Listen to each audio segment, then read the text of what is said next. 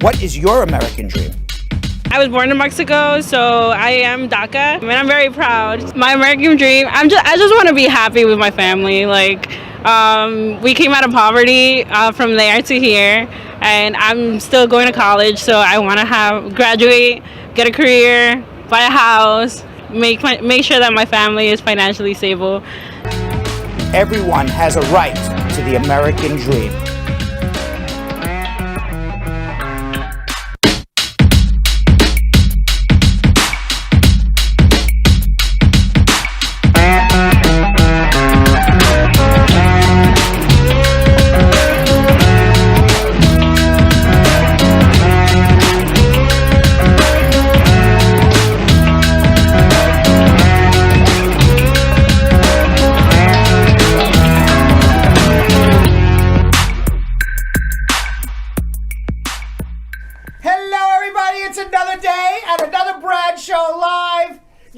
Back in studio, back from parts unknown, or Harlem. Yeah, it was just Harlem. It was just Harlem.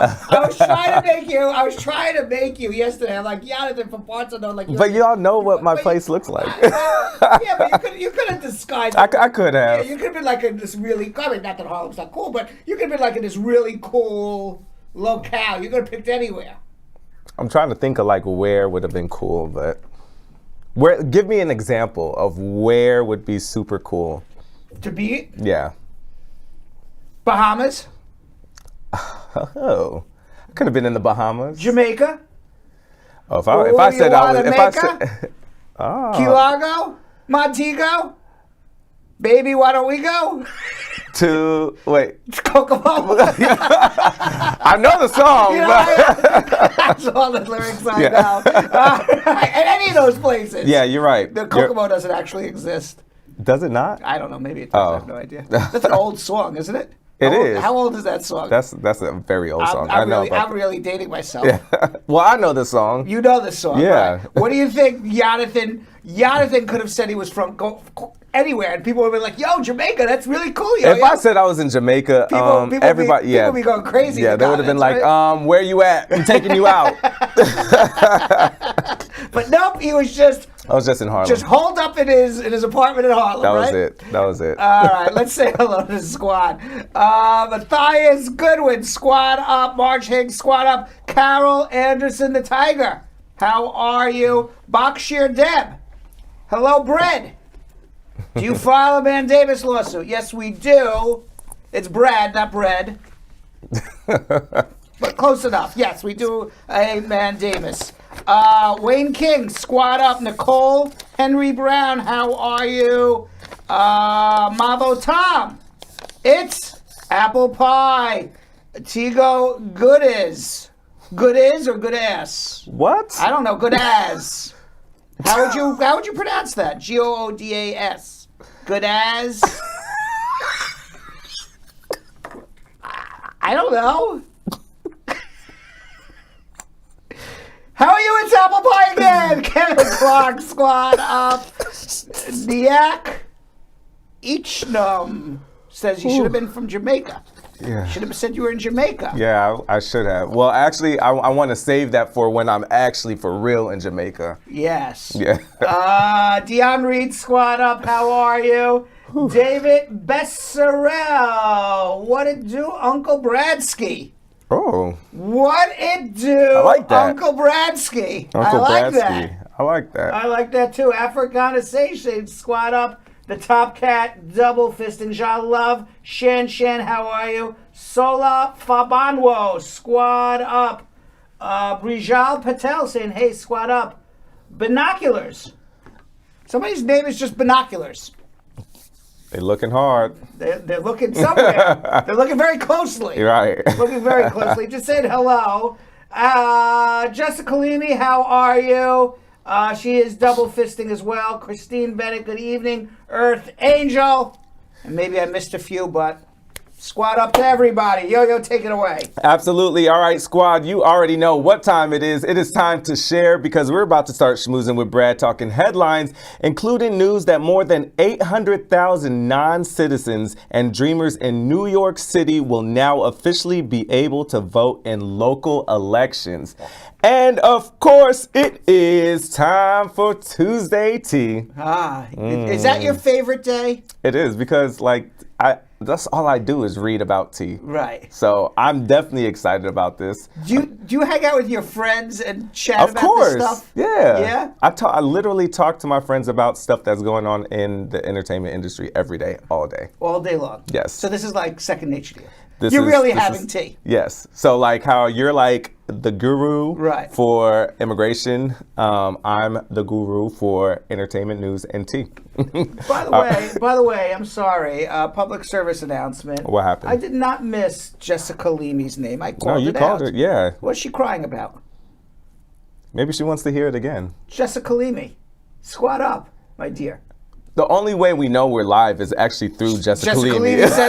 She shares when she shares it to us. Exactly. Right. That's when we know we're actually live. So Jessica Leamy, we can never forget you. That's right. All right. And some of the Tuesday tea that we're going to be talking about is about Kim and Kanye and Pete and Julia and Vladimir Putin. Yeah, it's like a fivesome now. With Vladimir? With Vladimir too. Vladimir's getting involved in this whole entire thing.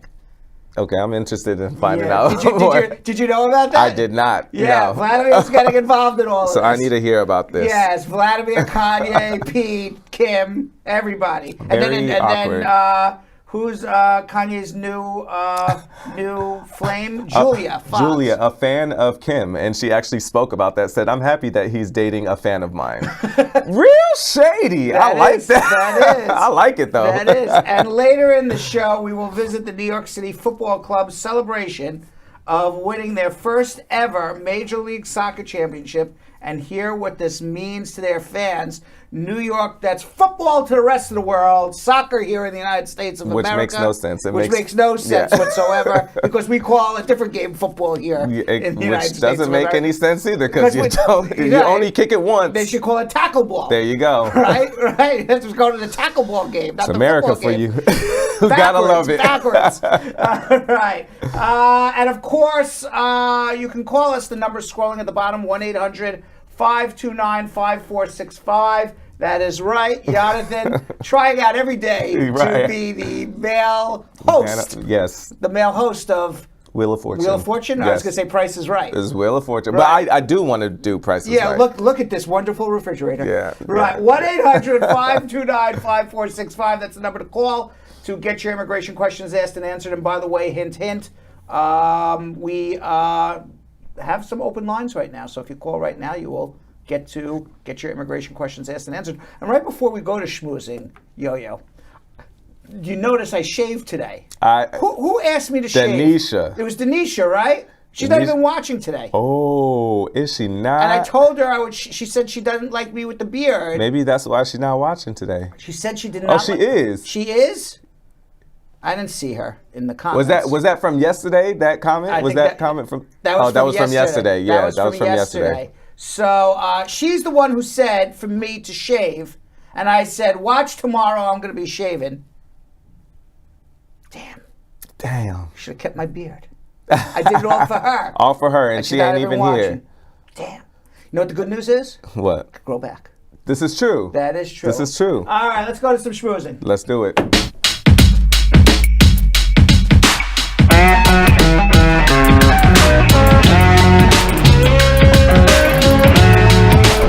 So as we discussed yesterday, Jonathan, we need to come full circle here on Joe Manchin, Build Back Better plan. Why that's so important to us, as we talked about yesterday and all the shows before, because it's in that Build Back Better plan. If we're going to see immigration reform, that's where it's going to be. And we've been waiting on this Build Back Better plan for more than 6 months, 7 months. We've heard about it. Plan A, Plan B, Plan C, parliamentarian. The Democrats have majorities in both houses. We're going to pass it. And we're stuck with one guy in the U.S. Senate who won't go forward with it, who is a Democrat in party affiliation, but certainly not a Democrat in political, in his own policies. And he said that he cannot vote for this Build Back Better plan because he said, if I can't go home back to West Virginia and explain it, I can't vote for it. Despite my best efforts, I cannot explain the sweeping Build Back Better Act in West Virginia. I'm not sure how he can't explain it because people were polled in West Virginia about the specifics in it in terms of the climate change proposals, in terms of the Medicaid proposals, in terms of earned income tax credit proposals. And according to the World Population Review and a West Virginia poll basically said that they favor in a poll, likely poll of 348 voters, they favor by more than 43 points. Is that it, Jill? Where do they favor? Majority by more than 40 points approve of the Build Back Better plan. So 40 points plus in the 40 points plus column. Favor it. Okay. Yet he can't explain it. They tested support for creating a pathway to citizenship for Dreamers, those on the temporary protected status. They found by a 40-point plus margin, voters in West Virginia approve of it. Majority also supports back having the wealthiest people in the United States of America and corporations pay for Build Back America.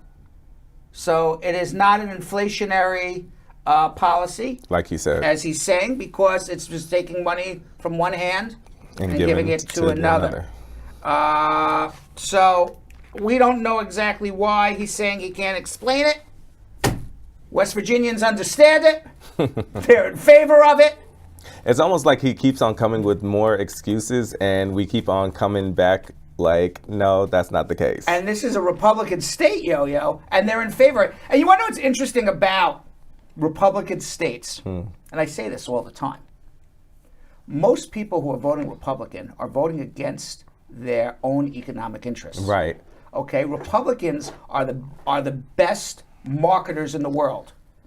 You want to know why? Because they get basically the only people economically who prosper under Republicans are the top 1%.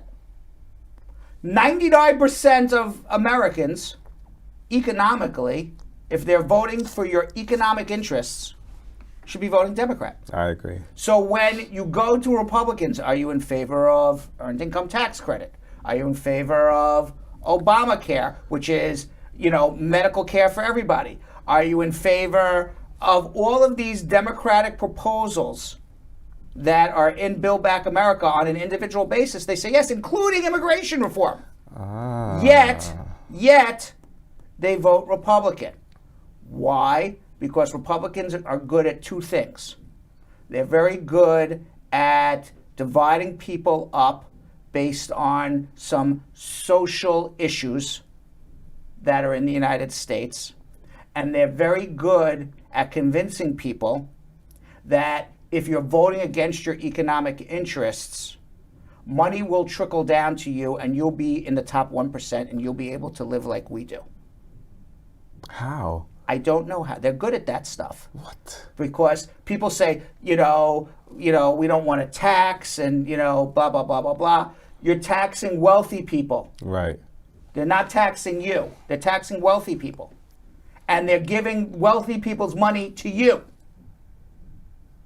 So unless you're in the top 1%, it's not in your economic interest to be voting Republican. Now that makes sense. Okay, but so what do? They come up with guns. Right. They come up, right. With like different. Those are the social issues. All the social issues that get people up in a lather. That makes a lot of sense now. So, but they do that most of the wealthy people, I would believe, not everybody, but a lot of the wealthy people who vote Republican, they're all voting for their economic interests. Absolutely. And they don't care about social issues. Right. You know, Donald Trump doesn't care about. Donald Trump cared less about social issues. Right. Okay, He's he was a perfect Democrat at example. one point. He was a Democrat at one point. When was that? He was donating money. Hillary Clinton was at his wedding. Wow. All right, so you know they're all. It's like a bunch of people get together and say, how do we convince a bunch of people to vote for us? Yeah. Manipulation. Manipulation. That's crazy because I was like, how is the percentage so high in West Virginia if that's a Republican state? Right. But what you said when you said they are voting against their economic status, it makes sense. Against their economic interests. Yeah, right. Interest. Because if you go back, I have on my card here somewhere. West Virginia. So they're definitely not going to vote. West Virginia is the second poorest state. Wow. The West Virginia is the second poorest state in the United States. They have a median household income of $48,850. Wow. They have a poverty rate of 17%. This is a state that should be voting Democrat. If any state should be voting Democrat, it would be a state where 17% of the people live in poverty. And the Democrats are providing programs to pull people out of poverty, to give them an opportunity. And they're voting Republican because the Republicans say, you know what? It's trickle-down economics. If the rich people have money, we'll spend, it'll trickle down to you, and maybe you'll make some money, and it gives you an opportunity to be in the top 1%. That's the dumbest thing They ever. sell the American dream where there's no American dream. That is wild. They sell an American dream where there's no American dream. That's what they sell. Yeah. And they're very good at it. I'm not going to hold you. That would be, those are not the type of people I would want to be around. I don't think they like my kind. So I don't know what's going to happen with this Build Back Better plan. Every time the Democrats think they got a deal, then they don't got a deal. Mm-hmm. And now once they have a deal, what's going to be the immigration? Right. So we're not even at that point. We're not even at that point yet. Let's get everybody to agree to vote for it. So they have an entire House of Representatives that passed it, and they got 49 senators and one holdout.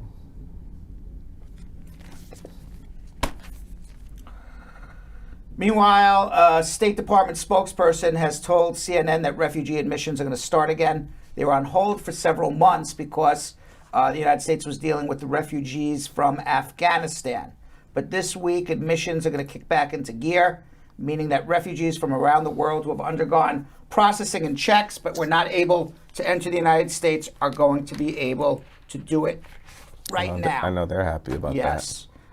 Nearly 55,000 Afghans. It was because they were resettling 55,000 Afghans have been resettled nationwide. Mm-hmm. So they took in 55,000 refugees from Afghanistan. The rest of the world was on hold. 20,500 Afghans still sitting at U.S. military bases and have not been allowed to enter the United States. Dang. And finally, I think this is a good thing, Yo-Yo. What do you think? On December 21st, ICE officials have said that they're going to start they're going to start a program that hopefully they're going to be able to roll out nationwide, that are going to have every ICE officer wear a body camera to film and audio record all of their interactions with anybody that they come across at the border. I know they are not happy about that. Yeah, the official told reporters that cameras are expected to be rolled out first among specialized teams in ICE's Homeland Security Investigations Division, which is 55 agents in New York and New Jersey and Houston, Texas. Eventually, it's going to be rolled out everywhere. Now, groups like the American Civil Liberties Union have called on expanded use of the cameras in law enforcement to provide a record of abuse, potential abuse. I mean, not every time an officer, let's not get carried away. Not every time an officer comes into contact with somebody, they're abusing you. But it's actually, I'll be honest with you. It's majority. I'm not going to hold you. No. I'm going to tell you something. If you are a decent, good Let me finish me out. Let me finish my I'm sentence. gonna let you land. Okay, let me land the plane before you jump down my throat. All right? If you are a decent, well-intentioned officer or peace officer, whether it's Homeland Security, a local police officer, FBI, whatever it may be, okay, you should welcome having a body camera. You should welcome it. Oh, yeah. Because you're like, I got nothing to hide. I'm not doing anything wrong. Yeah. And I certainly don't want to be accused of doing anything wrong when I'm doing my job. Right. Okay? If you are, so, I mean, I think the body cameras are there to protect the good cops and protect the people that they are coming into contact with. I think it works both ways. Absolutely. I think only the people who would object to this Are crooked. are bad cops. Yep.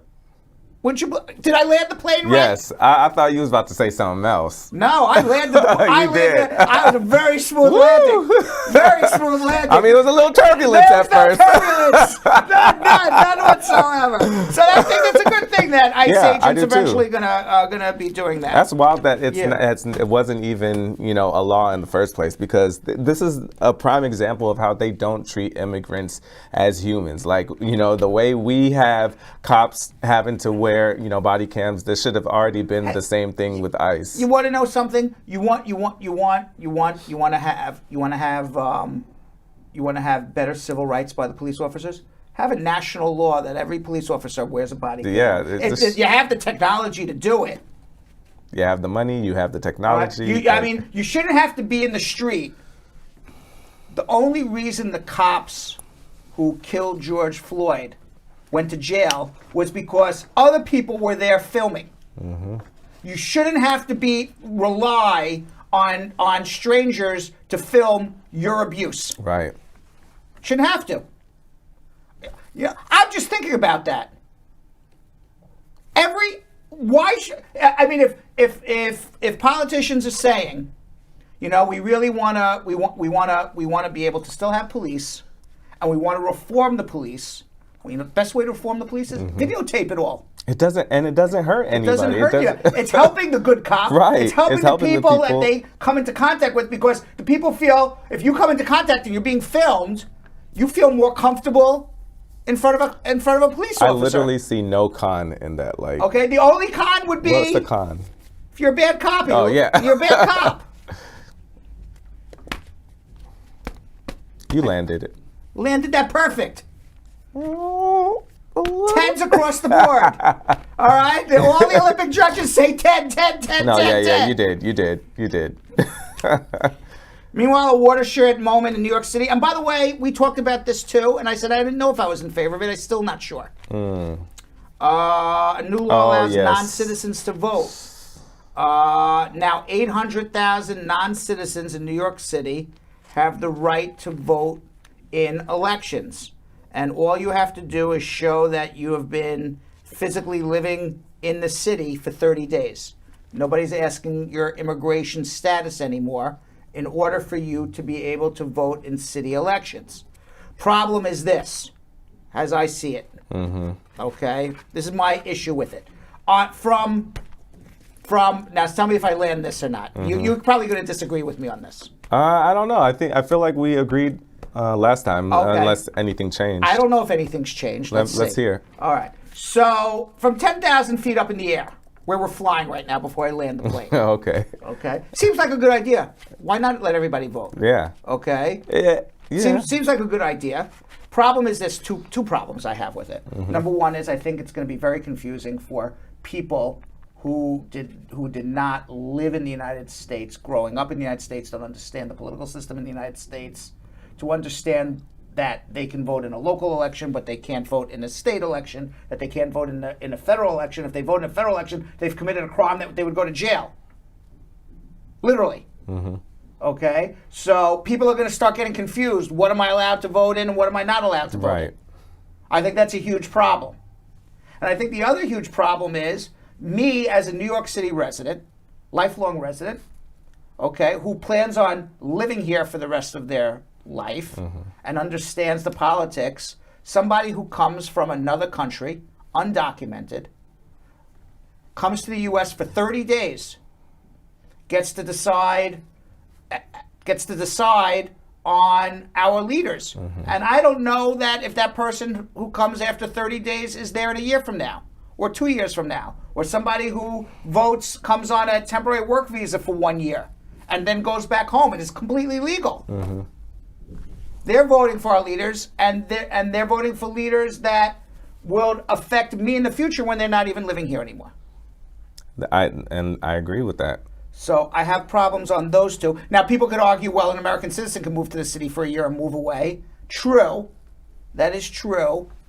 But when people are on work visas and people are new immigrants, they're certainly much more likely to come and go, more transient than perhaps an American who's moving for a job. But, you know. Yeah, I mean, I put myself in that position as well. Like, say I moved to Mexico, or I moved to France or something, and I'm just there for a little bit, and like me personally, I wouldn't want to vote for something I'm not really sure what's going on. You know? Not only you're not sure what's going on, and then you don't have a stake in the outcome because you're leaving. Yeah, because I'm leaving, and like the people that are actually going to be staying there, So I'm not sure if I love this idea, although it's nice to say, yes, everyone has a right to vote. Right. I love that because, we all deserve it. Maybe if they do, like, you've been here for a certain amount of years and, we know that you've established yourself, you have a business, a family here. So then we know it's like, oh, okay. Permanent residents can vote too. Oh, right. So, as a permanent resident, I just think they opened it up to everybody. Yes. And maybe they shouldn't have. I don't know. Yeah. You're a permanent resident. Okay. All right. Yeah, you should have a right to vote. You're living here just like me. You should decide, what days the garbage gets picked up. Right. You live here. You have a right to that. Right. But I don't know. I kind of like flip back and forth on it. I got you. Yeah. By the way. What? Public service announcement. Denisha is here. She is. She's finally here. She sees that you shaved for her. Oh. And I've actually gotten a text earlier about good ass, and it means a hot girl. I was right. Yes. Or she has, good wop, as Cardi B would say. I was right. Oh, I didn't say that. Right. But you thought it. I did not think that. I didn't even know that. I didn't know there was a Cardi B situation going on there. So I got this from a Jamaican right off the hot press. All right, so, So now we know. I wasn't off. You wasn't off. That's what I had to tell you. You thought I was manipulating her name for a joke. I thought so. I was right. I landed there too. You did. You've been landing today. You know what?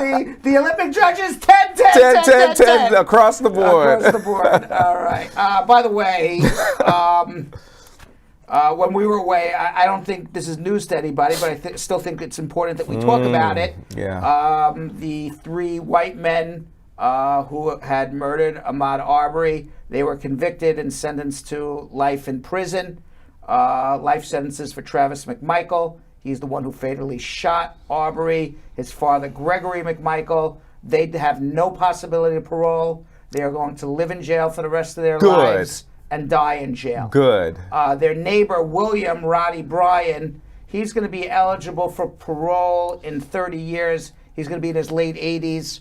My guess at that point is he probably won't make life to his late 80s. Listen.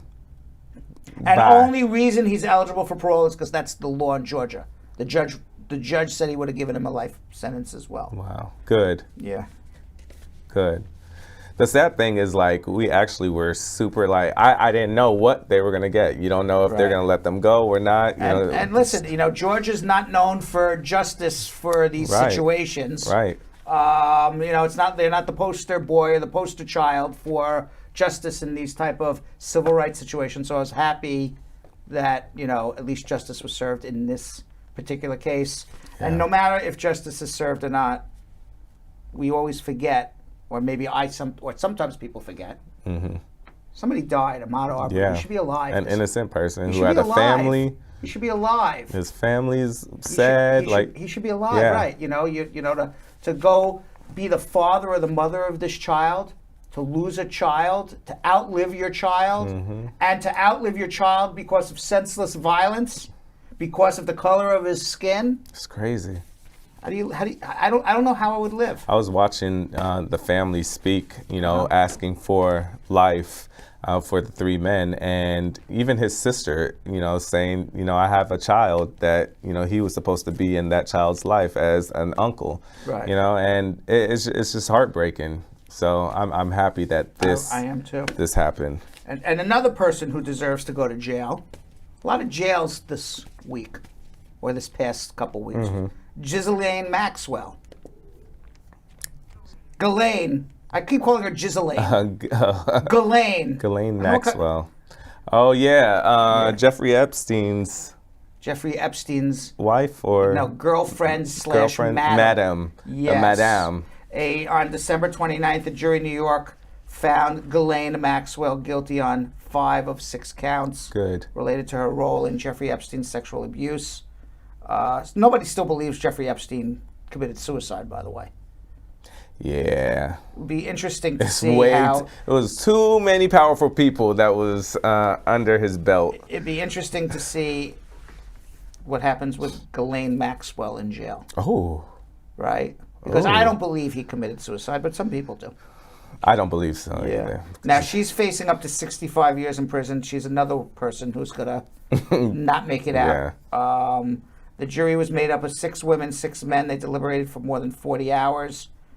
Prosecutors argued that Maxwell conspired with Jeffrey Epstein to set up a scheme to lure young girls into sexual relationships with Epstein from 1994 to 2004. These were young women who are girls under 18. They were girls, little under girls. 18, 14, 15, 16 years old. Her defense, she was a scapegoat for Epstein's actions and attacked the memories and motivations of the women who say they were sexually abused. The jury didn't buy it, and she's going away for life. Bye. Nah, nah, nah, nah. Now, the arrest has drawn the attention of a very famous prince by the name of Andrew, who was a very close friend of Maxwell's and later very close friend of Epstein. There he is, Prince Andrew with Epstein, with Virginia Giuffre. Well, what's he got to Virginia say? Giuffre, this blonde, she was 17 at the time, and she claims, her allegation is that Ghislaine coerced her, manipulated her to have sex with Prince Andrew when she was 17 years old, which makes Prince Andrew, if you believe Virginia Giuffre, makes Prince Andrew a sexual predator. Yep. Now, journalist Michael Wolff's book titled Landslide, The Final Days of the Trump Presidency, claims that Donald Trump considered issuing a pardon for Ghislaine Maxwell. The book states Trump took a sudden interest in Maxwell's case in the final weeks of his presidency. The former president allegedly asked an aide in the White House, has she said anything about me? Is she going to talk about me? Well, apparently she didn't. Maybe that's what'll keep her alive. Wow. Who knows? So. Take them all down. I want to hear her sing. Yeah. And finally, coronavirus. We're 10 days into 2022. I read in the New York Times today that the World Health Organization says that in the next 2 months, they anticipate that 1 out of every 2 people in Europe will have had COVID. It is running so rampant.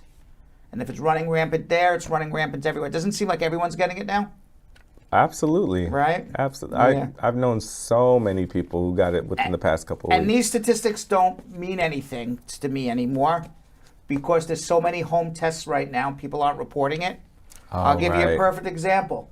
Both of my kids had COVID this past week. You know, they're in university. They did it. They took their home test. So it wasn't even reported. Not even reported. Nobody knows they had it. That's crazy. They had it. They quarantined, and then they're better now. Yeah, that's wild. Yeah. So these statistics, to me, I'm not even going to read them anymore. I was about to say we might as well not. They're worthless to me. That makes sense. Yeah. That makes sense. And I know at least over the break, I know at least 20 people that got it. and over half of them had never had COVID. So, and they did at-home tests and found out. Right. So what do these statistics mean? They don't mean jack, right? And the Biden administration has lifted its temporary travel ban on 8 countries in South Africa. And the reason is that was not stopping Omicron. Right. That was the most ridiculous travel ban ever. He just did it to make himself, I'm in charge. I'm doing something. All right, time for tea, Yo-Yo. Let's do it. Let's do it. We have some tea? It's tea time. We had a long schmooze. We did. I could use some tea. Hey. Oh, here's Jeremy, the butler. Happy belated birthday, Butler. Happy birthday, Jeremy. Thank you. Yes. Sorry, the T-shirt is not here. Had to I was like, have a what? quarantine for the T-shirt. Do we have any more music, or is just 10 seconds of music? There we go. There we go. What Yeah, kind we is have this? to have our music when we drink our tea. All right, what kind of tea It's is this? ginger honey. Ginger honey. Ginger Is this honey. new honey? honey. This is new honey. Ginger honey, okay. This is from, thank you very much. Easy Ian from our new TriCaster guy brought us tea from the Caribbean. and it smells very gingery. What is this, Ginger honey. Oh, cheers. Cheers. How are you? Thank you. Our very first much. of the year. Just talk amongst yourselves, all right? Yeah. Tickles my throat. It's actually very good. After I've been talking for 20 minutes. Yeah, this is like ginger is good for your like immune system and stuff too, right? I would like to have tea time every day during the show. Yeah, after the schmooze. Yeah. This is great, guys. We're taking a break for tea. It's yummy. Isn't this uncomfortable silence? Well, yeah, so let's go into tea time. I was just waiting for you. I was just waiting for you to just get very uncomfortable. Well, success. All right. Actually, this is kind of sad, Yo-Yo. We lost so many good people Already. So many well-known people just in the last 2 weeks that we felt that we needed to talk about them all. Yeah. It's a sad tea time to start. Sidney Poitier. Legend. Groundbreaking. Yeah.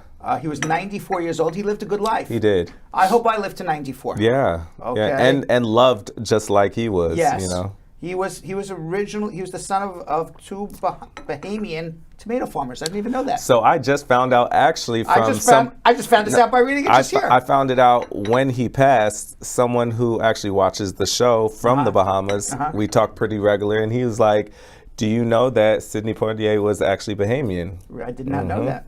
And do you know who is the first black actor to win an Oscar award? Sidney Poitier, right, for Best Actor for his 1964 role in Lilies of the Field. He was also a top box office draw, attracting audience members to movies like In the Heat of the Night and The Defiant Ones. He starred in a number of classics, including Guess Who's Coming to Dinner? I've seen that one. As the prominent doctor who wishes to marry a young white woman he only recently met. His rise paralleled the growth of the civil rights movement from the 1960s. As racial attitudes evolved and segregation laws were challenged and fell, Poitier was the performer Hollywood turned to for the stories of progress. He was a trailblazer. He's a fantastic actor. Absolutely. Loved by everybody. Yeah. I mean, have you ever heard in your entire... I've never heard in my entire lifetime. I've never read anything or heard any stories that anyone ever said anything bad about him. Actually, so funny that you say that because, you know, I'm also in the acting world. I know so many people that have met him. Like one of my mentors, he was in the first Lion King Broadway. Right. He's one of my mentors. He said he remembers getting off stage and the people, the like manager or whatever, saying that Sidney Poitier wants to meet you. And he was just like sweating his self out. He was like, what? Like this legendary actor. And he went down to the green room and all he did was hugged him, and my mentor just cried in his shoulders, and he was like, great job. And he said that was the only time he met him, but he basically said, like, this is you. I'm passing the torch. You killed it, and you know, good luck with the rest of your life. And I know a couple of people that have said the same thing. Okay, I will say this. That's a class act. Yeah. Class act. Yeah. Class act. To a young black actor at the time. Class act. Yeah. But you don't see that all the time. You don't. Bob Saget. Oh, He was known as Danny Tanner in Full House. He was also America's Funniest Home Videos guy. he was America's TV dad. He was. Like that was my white daddy. I grew up watching Full House. That's right. Yeah. That's right. Yeah. I mean, you were a kid when it was. I absolutely was. Right, yeah. Nobody knows what the cause of death was, but detectives say they found no signs of foul play, no drug use. Maybe he had a heart attack. Who knows? And it's He was so found- sad. Yeah, he was found dead in his hotel room, just like a few hours after doing a comedy set at a local comedy club. And he literally just posted his full year of 2022. He was going to be doing a whole tour. So it just really sucks that, he wasn't able to do it. At least he did get to, Right. keep on doing what he loves. And I saw there was a lot of video of a lot of different actors and actresses coming to his home to wish condolences to his wife, including John Stamos, who was Uncle Jesse. The Olsen twins paid tribute to him. And everyone from that show, actually, I saw, other than the Olsen twins, who were not in the LA area. But I saw everyone else from the Full House show went and actually paid their condolences. Yeah, I heard nothing but good things about him too. They say very nice things. Very about nice him. things. Yes. That's a good thing to leave Right. a good legacy to And I follow a lot of actors and actresses on Instagram, like everybody else, and they're all posting very nice things about Bob Saget. Even Tiffany Haddish, Jaleel White, Urkel. Like Right. you have all these people, Marlon Wayans. You got people Right. that you wouldn't even think that had any type of dealings with him, and saying no, he helped me out. Right. So that's a class act, another class Another act. class act. And here's another class act, Betty White. You love Betty White. I do. Right. TV's Golden Girl. She died on December 31st, 99 years old. Bob Saget, he died too young, 65. Yeah, that's very young. That's very young. That's too young. That is too I'm young. 53. Yeah, that is too So young. I'm like, I get scared when I hear that stuff. Yeah. She was 99. I hope I'm more like Betty White, 99. Yeah, a few weeks from her 100th birthday. Yeah. And she was going to celebrate it on January 17th, which is just coming up. And ahead of her 100th year, this was going to be the People magazine cover about, she said, she was telling People's magazine, because they had the cover already prepared, I'm so lucky to be in such good health and feel so good at this age. It's amazing. Now, according to White, being born a cockeyed optimist was the key to her upbeat nature. I got it from my mom, and that never changed. She was born in 1922. In 2010, at age 87, she started the Snickers commercial during the Super Bowl. That was the best Snickers commercial. That's all over the YouTube, when she's like, You're playing like Betty White. That's not what your mother said last night. Like, what? That was brilliant. So, she'll be missed too. Yeah. She earned 3 Emmy nominations while appearing on the Mary Tyler Moore Show. You remember that show? Yep. That was before your time. No, I watched Mary Tyler Moore. Yeah. I watched I Love Lucy. I watched the Anderson. What was it? The Golden Girls. Golden Girls. No, I definitely watched Golden Girls. which But I'm one? saying I've watched. What is it? Which one? I just My lost Three mine. Sons. I've watched. I used to Right. watch old school shows growing up. So. That's why it really, affects me. This is why I feel like I know exactly who they are. I know Mary Tyler Moore. I know Dick Van Dyke. I used to watch all of those. She became the first woman to win a daytime Emmy Outstanding Game Show host for the NBC show Just Men in 1983. She was nominated for the Screen Actors Guild Award for Outstanding Performance by a Female Actor in a Comedy in 2011, 12, and 13 for work in Hot Cleveland. She won a total... She was nominated 21 Primetime Emmys. Wow. And I love that, she kind of reinvented herself. Now, you have a story about Betty White. I do. What's your story? So this is why I really love Betty White, and this is a story that a lot of people don't even know about. So she had a show on NBC in 1954, and she actually had a black tap dancer on there named Arthur Duncan, and they were out. people were Outraged. outraged at the fact that she would have a black, anything on her Right, show, and demanded her to take him off. And she absolutely declined, and not only declined, but put him on even more and created his career. So they even like came up and on some Steve Harvey show, like couple years ago or whatever, they came together and spoke about the story, and Really? a lot of people don't know about this. I did not know about this. Exactly, in 1954. So for someone to do that back then and still support Yeah, because even back then, women were not Right. I mean, this is a woman in 1954, woman, not even a man. right. They could have just throw her out and Easily. Yes. So yeah, All right. it's one of my favorite stories. also a class act. Yeah, Also a class a act. lot of class acts. Yes. Peter Bogdanovich, the Oscar-nominated writing director of The Last Picture Show. I never saw any of these movies, but I know he's a famous director. Have you ever seen them? What's No. Up, Doc? Paper Moon? No. He died. He was a director. The Last Picture Show is a black and white drama set in Texas town. Earned 8 Academy Awards. He passed away too. What's interesting about Peter Bogdanovich, do you remember in the 1980s the story about Dorothy Stratton? I know about that name. Okay, But- Dorothy Stratton was Playmate of the Year in Playboy in 1981 when Playboy magazine was like, really popular. Every man wanted to have a Playboy magazine. And she was, this beautiful blonde bombshell 1981 Playmate of the Year. And she was dating Peter Bogdanovich. Ah.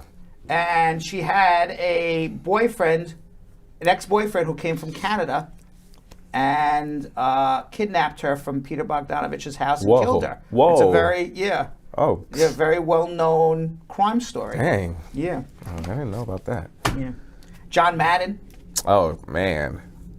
All died, sports legendary lovers. NFL coach, Hall of Fame, sports broadcasting icon, died at 85 years old. He would never fly on an airplane. Really? He was terrified. He would drive around America in an RV from game to game. What? Yes. And then Yikes. and then when EA Sports needed a face for this cover, he was the number one analyst on NFL. They went to 3 or 4 other people who turned it down. Really? Yes, and then they finally settled. He was like the 4th choice. Wow. Can you imagine if you're the first 3 people? I think it was Joe Montana and Really? a couple of other well-known, another coach, well-known people turned it down, and eventually he took it. And I was wondering how he got. yeah, he ended up making about $150 million. He could have made more because he didn't take stock options, but he ended up making about $150 million just by having his name associated with that game. Wow. And I'll tell you a class I'm act. surprised it's not more. 'Cause everything was about Madden. I'll tell you a class act about John Madden. Okay. When I don't know if everybody knows this, I've had knee problems my entire life, going back to when I was 15, 16 years old. So I broke my leg when I was 15 years old, and I had surgery in the hospital right here at Lenox Hill Hospital in New York City. Okay. And back then, and this was 1983, it wasn't you go in for surgery and you walk out the same day. I mean, nobody walks out from leg surgery, Right. but they, now everything's outpatient. Back then, you would sit in the hospital for 2 weeks in a plaster cast from your, all the way from your hip all the way to your toes. And I was in a room there at Lenox Hill Hospital on the children's floor, and in the next room was John Madden's son, who broke his leg playing football. He was my age. Oh wow. John Madden came to watch to visit his son on Monday. They were watching Monday Night Football, and he didn't have to. I didn't know that he was in his son's room. Nobody, he just kind of slowly walks in, and he comes and he knocks on my door and he says, "Would you like to watch football with us?" And the nurse, and the nurse, I'll never forget this. And the nurse wheeled me in, and he ordered pizza for me and his son. And the 3 of us watched Monday Night Football in the hospital, in Lenox Hill Hospital. That is. Do you know how cool is that wild. for a 16-year-old kid What? to be watching, NFL football with John Madden, who was, That's crazy. Yeah, he was a very nice guy. Wow. Also a class act. Yeah. Also a class Wow. act. Yeah. Great story. And finally, well, it's not finally. Well, thank God it's finally. We have so many people who I died. know. Thanks. Desmond Tutu, a cleric who used his pulpit and spirited oratory to help bring down apartheid in South Africa, became the leading advocate of peaceful reconciliation under black majority rule. He died on December 26th in Cape Town. The cause of death was cancer. And Archbishop Tutu continued to make occasional forays into the limelight, even when he got sick. In 2021, he approached his 90th birthday. He pitched into a fraught debate as disinformation about coronavirus vaccines swirled around the globe. A lot of. Can we get to some good Yes. tea, some happy tea? So nearly a year ago, in February 2021, Kim Kardashian, the first lady of reality television, Yo-Yo. I know you've been anxious to talk about this. All right. She filed for divorce from Kanye. The couple's 7 years of marriage. Kardashian is 41 and West, who is 44, have become one of the most iconic celebrity couples. Now, late last year, after hosting Saturday Night Live, Kardashian started dating Pete Davidson, comedian. He's the SNL comedian. He's been on a roller coaster. They started on a roller coaster in Orange County. Following a couple of months, the two have appeared at a screening of Spider-Man. They went for dinner in Staten Island. It appears that they're dating. Davidson, he's 28. You get this, Pete Davidson? All these other girls do, so Yeah. I don't know. I don't get it. My kids love him, by the way. I mean, he's funny. Yeah, my kids love I him. actually watched My kids love him. his special with Miley Cyrus for Yeah. New Year's Eve, and it was funny. Yeah, It was funny. my kids love him. Yeah. He's 28. He's dating Kim Kardashian, 41. You know, I guess Kim could date whoever she wants. She's, she's Kim Kardashian, Yeah. right? She's got her kids and but got her Pete- businesses. Pete Davidson, just so you know, some former girlfriends: Ariana Grande, Kaya Gerber, Margaret Qualley. I don't know who Margaret Qualley is. Kate Beckinsale. They're all beautiful. They're all beautiful. I'm sure they are. Meanwhile, Kanye was at a concert. He's asking Kim to come back to her. Yeah, that was. And now, last Saturday, he was at Carbone in Miami, which Carbone is very high-end, Michelin-starred restaurant. Originated here in New York in West Village, in the West Village here in New York. Very hard to get a reservation. I mean, Really? you got to be Kanye to get a reservation Wow. at Carbone. All right, I mean, you just can't call up and say, "Hey, I want to come." Right. Yeah, hang up on you.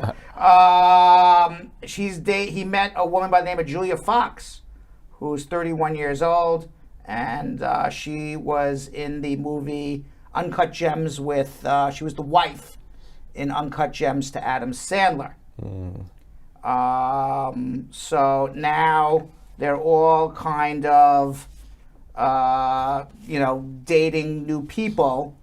What's interesting is that Julia Fox used to work for Kim Kardashian. Is that the story, Yo-Yo? I don't You know. the story. I don't know if she used to work, but I Yeah. just know that she is a fan of Kim Kardashian and the Right. Kardashians. So there was the whole little thing that she had said. Well, I mean, if anybody, if he was gonna date anybody, I'd rather her be a fan of me, just like she is, rather than a hater. So she got my blessings. Kim Kardashian basically saying, "Look, go ahead. Like you're dealing with a fan of mine. I'm having my fun." So what do you think? You think they're going to get back together? 'Cause, Who? I mean, Kim and Kanye? yeah, Absolutely Kanye not. bought a house across the street from her. And that's trifling. Okay, I would That's trifling. I wouldn't be surprised if they get back together. They're not going to. Yeah, they love the reality of it all. Nah, The whole but reality thing. I wouldn't be surprised. nah. Kanye is way too. How do I put this? Off the wall. Yeah, there you go. He's And she already has all those kids, and then having to take care of Kanye on top of that, I think she's already all the way turned off. She's like, no. I think there's absolutely love there. She loves him, but I don't think that she's in love with him anymore. Now you want to talk about how off the wall Kanye is. He now is gunning to have a meeting with Vladimir Putin. Okay, so how? Yes, because he wants to become a citizen of Russia as well, and he would like to. Why not? Yes, he also wants to do a series of Sunday services in Russia. In Russia? Yes, and he would like to ultimately become a citizen of Russia, but before he does that, he would like to meet Vladimir Putin. Exactly what I'm saying. Kim is not, she ain't got no time for this. She ain't got time for this. She don't got time for it. Like, she out there having fun with Pete. You know, he's a good time. So. All right. Well, that's our tea. We got to get to our immigration questions. Call right now, 1-800-529-5465. We have a bunch of open lines. But before we get to our immigration questions, our meat and potatoes, yo, in this edition of TikTok Time, I answer some questions about deportation hearings, an I-130 expedite, H-1B sponsorship, and citizenship for a child. Let's watch. Well, it sounds like you want him deported. You certainly don't want to help him if you're not going. Depends what application he's making to obtain his green card, and it depends why he's in deportation. So it's very fact specific. I would need to know a lot more. You can make a request to expedite an I-130 based on any humanitarian grounds. If giving birth or being pregnant is a humanitarian ground, then by all means try. Whether immigration will accept it or not, let's see. Well, I assume since you're on an H-1B, you're over the age of 21. So if your parents file for you, you would be in the F-2B visa category. And there's a visa waiting list of 5 to 6 years. So just file an I-130 now. You're going to have to remain on an H-1B for some period of time. If you lived in the United States for more than 5 years, 2 years over the age of 14, and you have a child born abroad to a non-U.S. citizen, that child's a U.S. citizen. Nevertheless, go get a U.S. passport. All right, so this is the meat and potatoes of the show, Jonathan. This is where you guys get to speak to us, and we help you with your problems in getting immigration answers.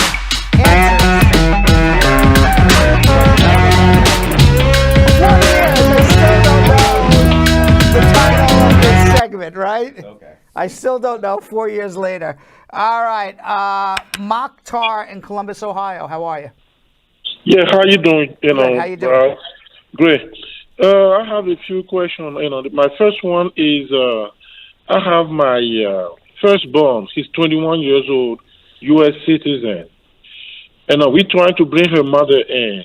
What way would be better for us? Is that to him, or if I have to go and remarry her, or whatever? No, you don't need to remarry her. He's a U.S. citizen. He's 21. He can file for his mother right now. It'll be a lot faster than you traveling, doing a marriage, coming back. That all takes time.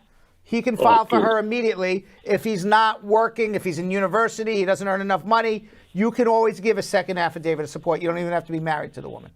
All right, that's what's up. All right, thank you very much, Brad. You're very welcome. What's your show, leader? Thank you, and good luck with that, all right? You too, yeah. Okay. Bye-bye. All right, let's go to Mr. Smith in Lithonia, Georgia.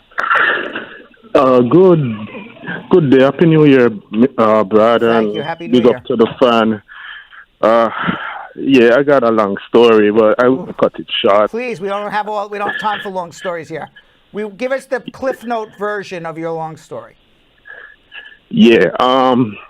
I went to my interview last year with my wife, and in January 2020 up to March 2020, they deny me because I got into trouble, and then after that, what was the trouble? I got myself in a case called I got it dismissed. What was the trouble? For pandering. For what? Pandering. Pandering. Yeah, what? Yeah, that's what they said. I don't even know what pandering means. What do you mean pandering? Yeah. I got it dismissed. Asking for money? Panhandling? This is like prostitute thing. Oh, you're okay. So okay, I understand now. You were arrested for trying to allegedly. All right, we don't want to embarrass you. We got it. Something with the prostitute. Okay. Continue. Yeah. Okay. And anyway, I got it dismissed by a judge, and I went to the interview, and after the interview didn't went so well, but a couple months after, they sent me a denial letter, and they said they're going to give me 30 days to respond to them back. I got a lawyer. I respond to them with Why were you motion denied? to reconsider. Why? Tell me the reason why you were denied. Because they said they used the Moral character? arrest. Yeah, the arrest in the letter. They said because you got arrested once for something with Yeah. a prostitute that was dismissed. You don't have good moral character. That's a terrible decision. That should not have happened.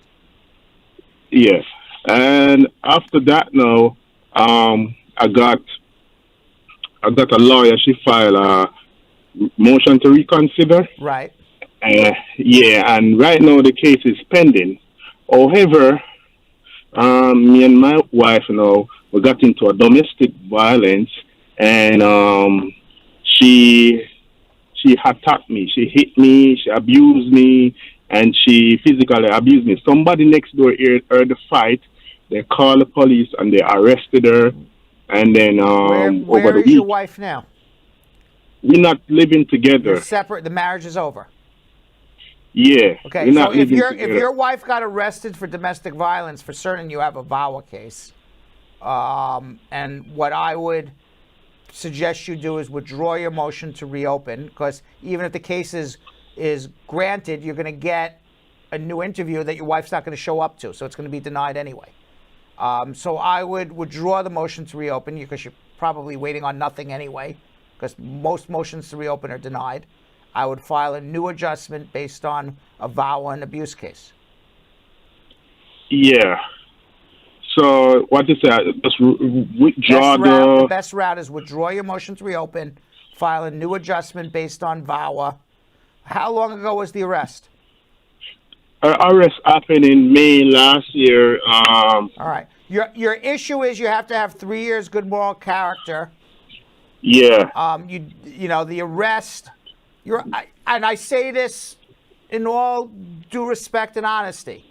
One time, getting arrested, whatever you did with a prostitute, it was a one-time mistake. Doesn't make you a bad person. I would not call that bad moral character. Everyone's entitled to a mistake in life. So I would file your VAWA case. I would present evidence that you are a person of good moral character. This was a one-time mistake. You're entitled to a bad day, a bad judgment, whatever it may be. The argument always is I don't have bad moral character. I made bad judgment on one particular day. But I would file a VAWA case and an adjustment, withdraw your motion to reopen. Hold on. Let's go to Robbie in Brooklyn. Robbie, how Hello. are you? Hey, Mr. Brad. How are you today? Good. How are you? Good. So, I asked you a question before. Today, I have a question, another one. Sure. I came for 3 years ago. Anyway, I'm overstaying my visa from more than 3 years ago.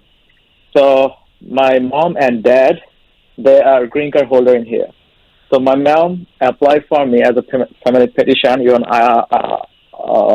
I-130. How old are you? As unmarried son, 28. Okay. So now I want to go back to my country, my home country in Bangladesh. Uh-huh. So can I apply for provisional waiver? Yes. Right now? No. You can only apply for a provisional waiver when your case is received at the National Visa Center and ready for visa processing. If your case is not ready for visa processing yet, you can't file for a provisional waiver. You can go home whenever you want, and when the interview happens, I assume you've overstayed by more than a year, you have a 10-year bar, but when the interview happens, you could always file a waiver at that point, but you would not be doing a provisional waiver now. Oh, all right. Thank you so much, All Mr. right. Brad. Good luck. Good luck. All right. Ann in Brooklyn. Hi, Ann. Ann, listen to the show, not your phone, not to the broadcast. Hold on. Let's go to Karen in Brooklyn. Karen. Yes, hello, good night. Good night. How are you? Good night, Uncle Bob. I'm asking, well, I have a question. They got married and Who got married? Who got married? Can you hear me clearly? Karen, talk into the phone, please. You're on speaker. Yes. Okay, who got married? So, yes, the I-485 Karen, was... stop. I don't hear you. Who got married? Can you hear me? I do now, but I didn't hear you before, so start again. Who got married? Okay. Yes, the I-485 was filed. Who got married, Karen? A friend of mine got married, sorry. To who? A U.S. citizen, a resident? Yes, to a U.S. citizen. Okay, now I understand. Okay, your friend got married to a citizen. Now continue. Yes, sir. So got married to the citizen. He was being abusive to her, and she filed the VAWA case. Now the I-485 interview, as she got a date for the I-485 interview, and she hasn't received the VAWA receipt as yet. How do you advise? You go on the interview with proof, with your copy of the application that you filed. Tell the immigration officer you filed a VAWA application. He or she will keep the case open for an additional 30 days. They may interview you and ask you questions about the abuse. They may interview you and ask you questions about the bona fides of your marriage or whoever, your friend's marriage, whoever we're talking about. Bring proof that you filed the VAWA. You go on your own. They will keep the case open for at least 30 days and tell you when you get the receipt to mail it to them, and then they will keep your adjustment application open. Okay, sir. Thank you so much. Good Thank luck. you for your good work. My That's pleasure. it. Let's go to Jose in Rochester. Hey, Mr. Brad, super lawyer. How are you, Jose? Jose, super. Oh, no. You squatty. Thank you. Well, listen, Brad. Yes. The problem is, I filled my application for VAWA January 2020. Right. And that was just the 360, right? And then I just filled the adjustment. Work permit and travel permit, whatever, and the adjustment start. Okay. Right. So it has been like 7 months. I feel the travel document and work permit, Brad. Did you get receipts back? Yeah, they received back, and also they said they reuse my fingerprints on my bio. All I can tell you is it is absolutely delayed. It's a disgrace how long work permits and travel documents are taking. It shouldn't take more than 90 days. It's an absolute disgrace what's happening with USCIS. But 7 months, I can tell you, it's most likely going to be any day. You should be getting it.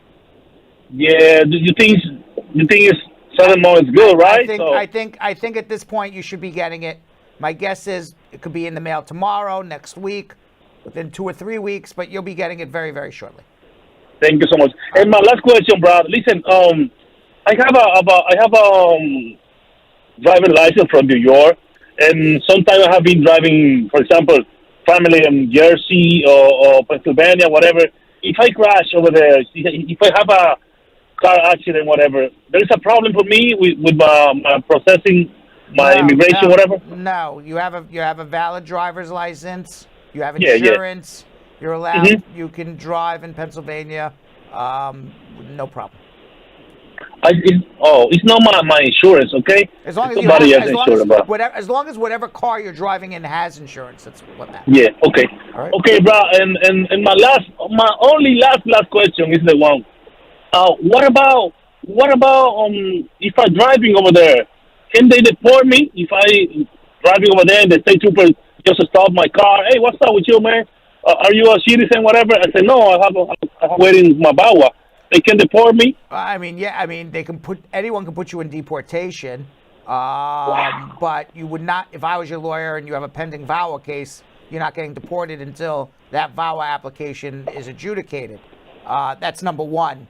Number two, presently, the Biden administration has a policy that unless you have a criminal conviction, they're not going to touch you.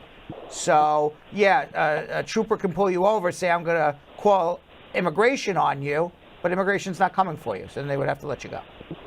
Okay, because you know what? Because my ex-wife, she said she just talked to me a few days on the phone. I blocked her, but she get on the phone and then she called me and then she said she drove me to the ICE, She can everything. She can call ICE until the cows come home. They're not coming for you. Don't worry. That's crazy, man. All right. That woman crazy.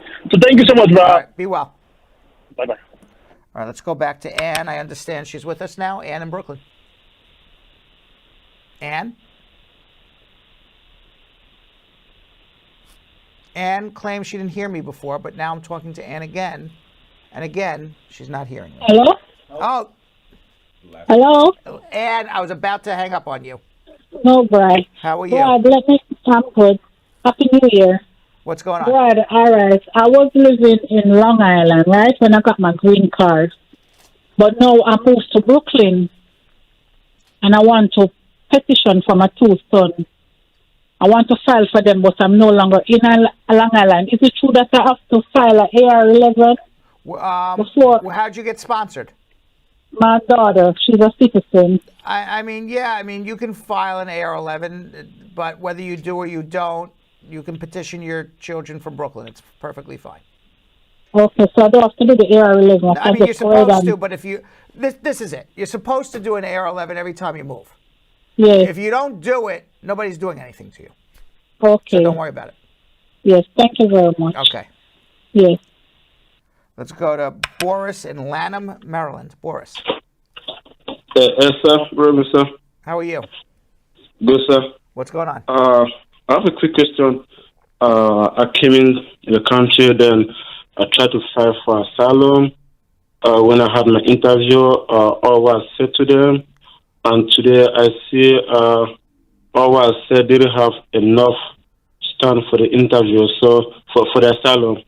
So I want to ask if it's possible I could ask them to send me the declaration so I could add, because I've seen there's a group of ground in my country I could add to the asylum so I could have more grounds on it. Is it possible I could do that? You already went for your asylum interview and they said you didn't have enough evidence of it? Is that your question?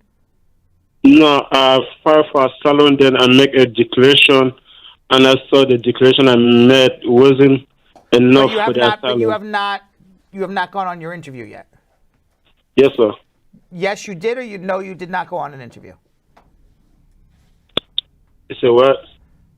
I say, did you go on an interview for your asylum? I haven't got there yet. Okay, then yes, you can supplement everything and supplement it at the time of your interview. I don't understand that. Maybe I don't understand, but let me repeat what I think you're saying to me. What I think you're saying to me is you filed an asylum application.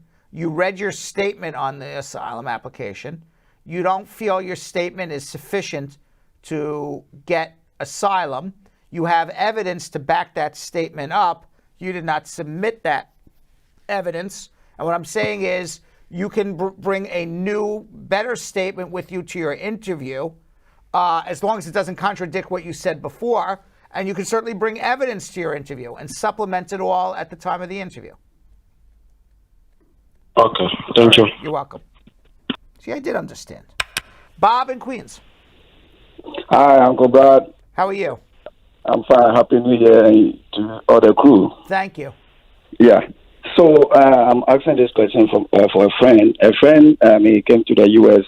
on a student visa. Right. Then, due to financial problem, he couldn't start the school at all. He didn't even step on the campus. He never stepped foot. He came on a student visa, but never showed up to school. Yes. Okay. Yes. So I'm asking, what are his options? Does he have any option to adjust his status? If he gets married in a bona fide marriage, he can file an adjustment, but he's going to need a waiver because if you get a student visa and never show up to school, and you say it because financial reasons, they're going to say you knew about those financial reasons before you landed, or you never intended to go to school in the first place. Yeah. Either way, you misrepresented what your purpose was when you came into the airport. So the answer is you would need to do a waiver because they're definitely going to hit you with a misrepresentation, and you only can get a waiver for misrepresentation through marriage to a citizen or a parent. I assume you don't have parents here, so it's going to basically be marriage if you want to be able to get a green card. Oh, okay. Okay. Okay. We'll definitely contact you when the time comes. All right. Thank you, sir. All right. Good luck. Good. Let's go to Debbie in Denver. Debbie. Hi, Uncle Brad. Hi, how are you? Good, thanks. I have a question. Yes. My Wawa case, the green card got denied, and they didn't deny my application 1I-31, and they sent me a receipt, the extension of my work permit for 180 days. What is the next step? They're going to deny all of it? If your adjustment was denied, you got the receipt notice for the I-765. That just comes automatic. Your work permit extension will be denied. They never send a denial for the advance parole. The advance parole is automatically denied when your adjustment is denied. So your next step is we got to figure out a way to get you a green card, but everything's been denied. So I don't accept anything. Everything will be denied, right? Everything is going to be denied, correct. So now, why was your case denied? They didn't explain. We're just waiting for the... Are you married to a citizen? Yes. This is a real marriage? Yes. Okay, so do you have a criminal record? I don't, but my husband has. What is his criminal record? Physical abuse and sexual abuse. Is that of a minor? He was in the jail for a couple times. Okay, so it's possible that they requested something called an Adam Walsh waiver. So if your husband is on the sex registry list, which is possible, they may request an Adam Walsh waiver, which probably you didn't do. Probably why you got denied. What I would suggest is you can have a consultation. As long as it's a real marriage, you and your spouse live together, it's legitimate. It is. You can do an Adam Walsh waiver. The Adam Walsh waiver is for your protection. At least that's what the law is. It just ends up hurting immigrants personally, but it's for your protection. And what it's supposed to do is you have to show the government that your life is not in any danger living with this man because of his past conduct. I already divorced with him 2 years ago, right when I filed a waiver. I don't know what you did, but I'm telling you that's probably why it was denied. Either it was denied because you never did the Walsh waiver, or they denied the Adam Walsh waiver, one or the other. So it sounds like you're going to need a lawyer. So hold on one second, okay? Let's go to Tamika in Holmdel, New Jersey. Tamika. Hi, Brad. Hi, how are you? I'm not too bad.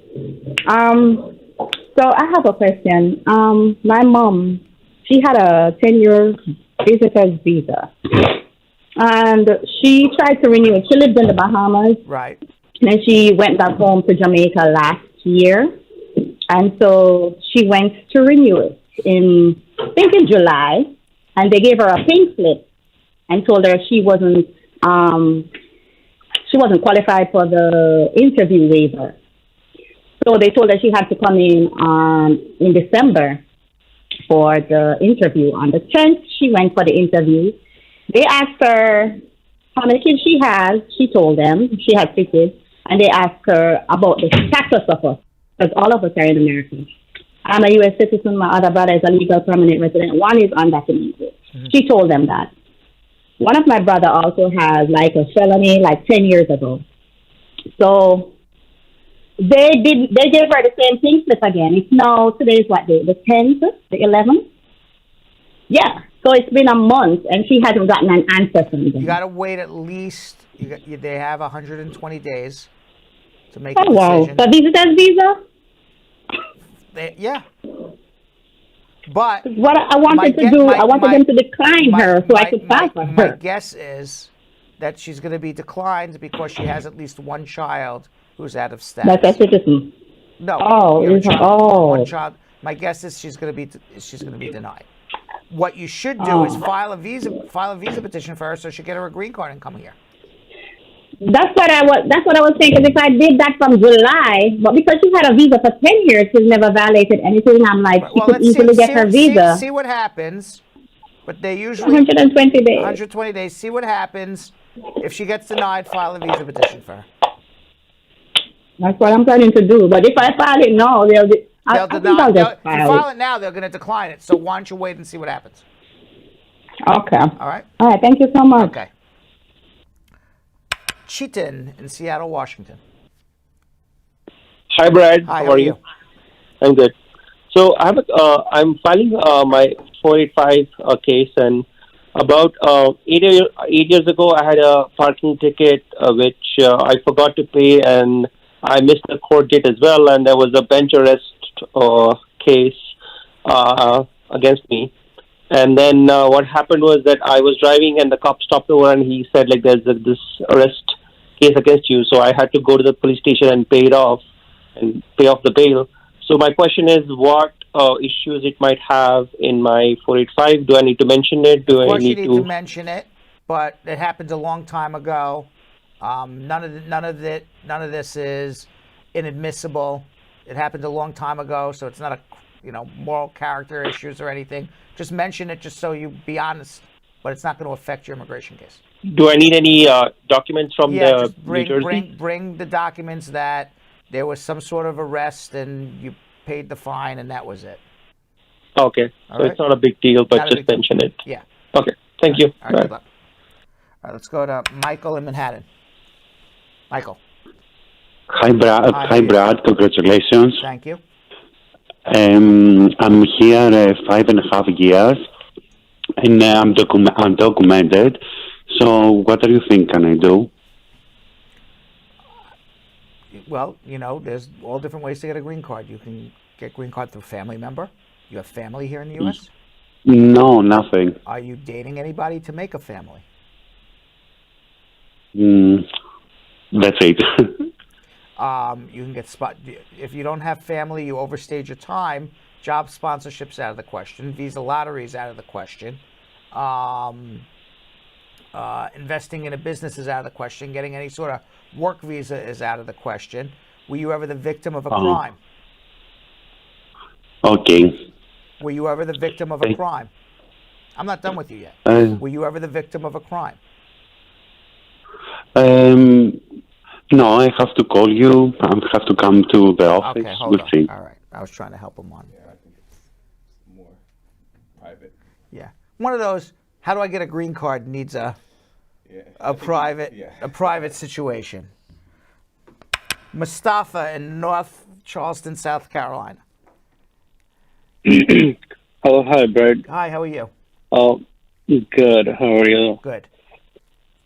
Thank you. Actually, I have a question. One of my friends, he applied for EB3 unskilled category.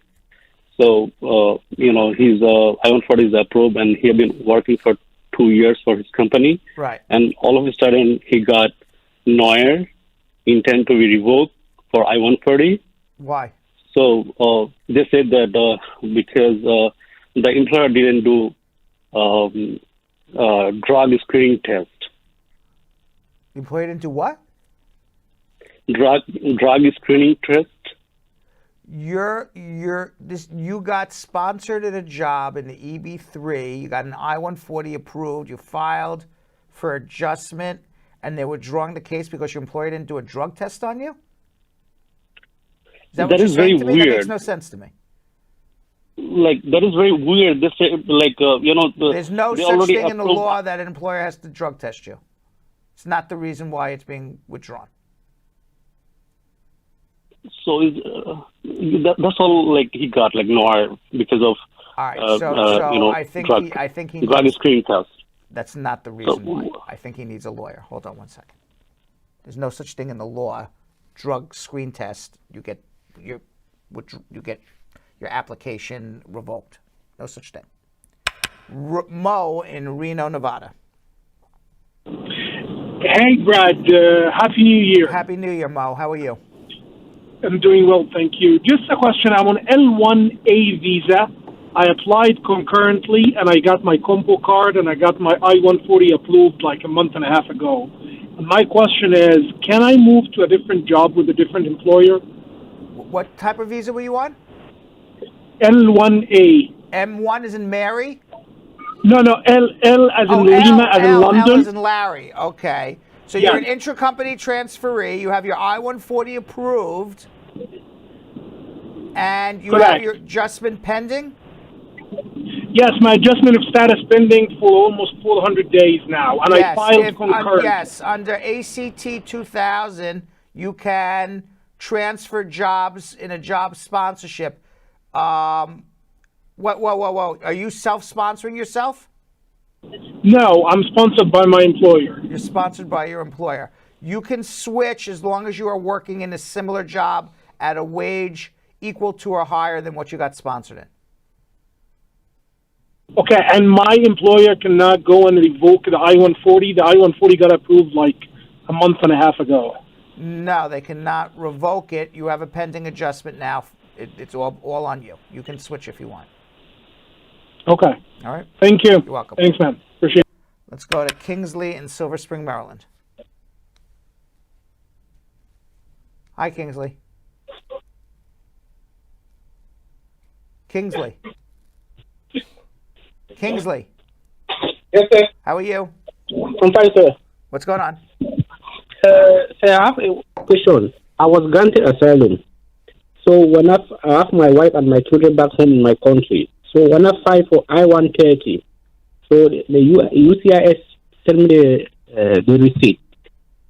Later on, they sent me another receipt that they transfer my document to another office. I don't know why, so I want to know the reason, sir. Just they sometimes move documents all over because one office is more busy than the other. So don't read much into it. So there's no problem. Why that doesn't they make transfer it a my problem. There's no problem because your file got transferred from the Vermont Service Center to the National Benefit Center, or from the National Benefit Center to a local office, or from the National Benefit Center to the Southern Center or to the California Center. They just transfer stuff all over the place, just to even out workload. Okay, sir. And then, sir, how long can it take? When did you apply for asylum? I was granted asylum 2019, sir. Oh, this is your adjustment. Yes. When did you file your adjustment? Yes, already. When? That was about 3 months ago. Oh, it's going to take at least a year. Okay. All right. And then the I-130, the I-730, how long can it take to approve? Sometimes 18 months. Okay. Thank you, sir. All right, good luck. Let's go to Dave in Newark. Hi, Brad. Hi, how are you? I'm fine, thank you. What's going on? Thank you for what you do. Nothing matter. Please, I did my interview sometimes in June. Right. But I haven't gotten anything from the USCIS. Should I be worried? What was your interview for? For my green card. Who's sponsoring you? My wife. If you didn't hear anything from June, most likely they didn't believe. Most likely, although you don't know for sure because I wasn't there. Most likely they didn't believe that it was a real marriage, and they're going to call you back for a second interview. It's called the Stokes interview, where they're going to separate you and your wife into two different rooms, ask you about 200 questions, and see if they match. So my guess is that's what you should be expecting.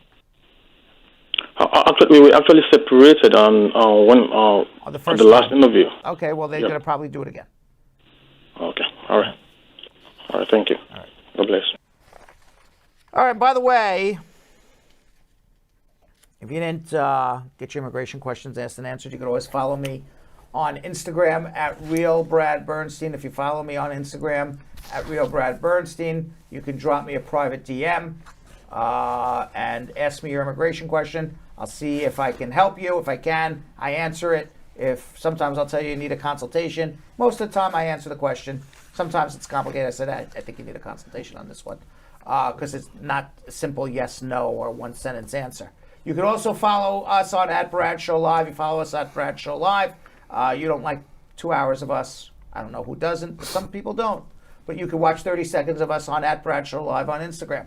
And you can also follow us on our fastest growing social media platform, TikTok, at Bradshaw Live. You follow us at TikTok on Bradshaw Live. You can leave your questions in the comment section, in the question and answer section. I can't answer all of them. There's like thousands of them. But if you are lucky enough to get me to answer your question, you will get a personalized video from me for the entire world to see me answer your immigration question on TikTok. And Jonathan. Yep, and you guys can follow me at Jonathan Elias TV on Instagram. And later, we are going to visit the celebration of the first Major League Soccer championship of New York City's football club. We will hear what the win means to the club's fans and why football, known as soccer here in the United States, is so important to the many immigrants residing right here in New York City.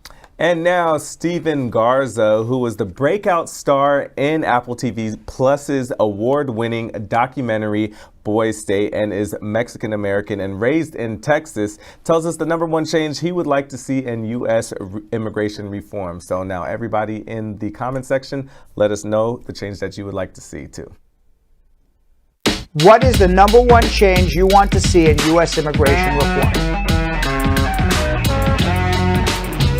I think the codification of the DACA program, and beyond that, I have a loved one who was affected by the recent judge's ruling in Texas stating that the program was unconstitutional. When this person turned of age to apply to DACA, President Trump had been inaugurated, and so they couldn't apply. And so they waited for 4 years for a new administration to come in and finally got to apply to the program in January. And 3 days before the announcement came out, had gotten their appointment for their biometrics, to do their biometrics, which is, again, another step in the road to be able to finally get this DACA status. And then 3 days after she got that notification, it came out that federal judge in Texas basically put all applications in the program to a halt while it goes under review and all these different things. This is the only country that she's ever known. So just to have Congress pass a DREAM Act and to be able to make sure that these, not only that people who want to apply to the program get into the program, but the people who are already in it, to make sure that they don't feel that people who have been in the program, even though that they are shielded from deportation and have being able to work and all these different things, their lives are always in turmoil because, again, they could change on the whim of a president or a Congress or even a federal judge that nobody elected. Even though they have protections today, who's to say that they're going to have them tomorrow? And so I think Congress passing a DREAM Act and be able to give these people permanent residency and a pathway to citizenship, I think, would be the first step, I think, in reforming our immigration system. And then once we get those people accounted for, we can now move on to the rest of the system in general and the populations who aren't eligible to be part of the DACA program. All right, you got a question, I got an answer. Let's check it out. Social media check-in.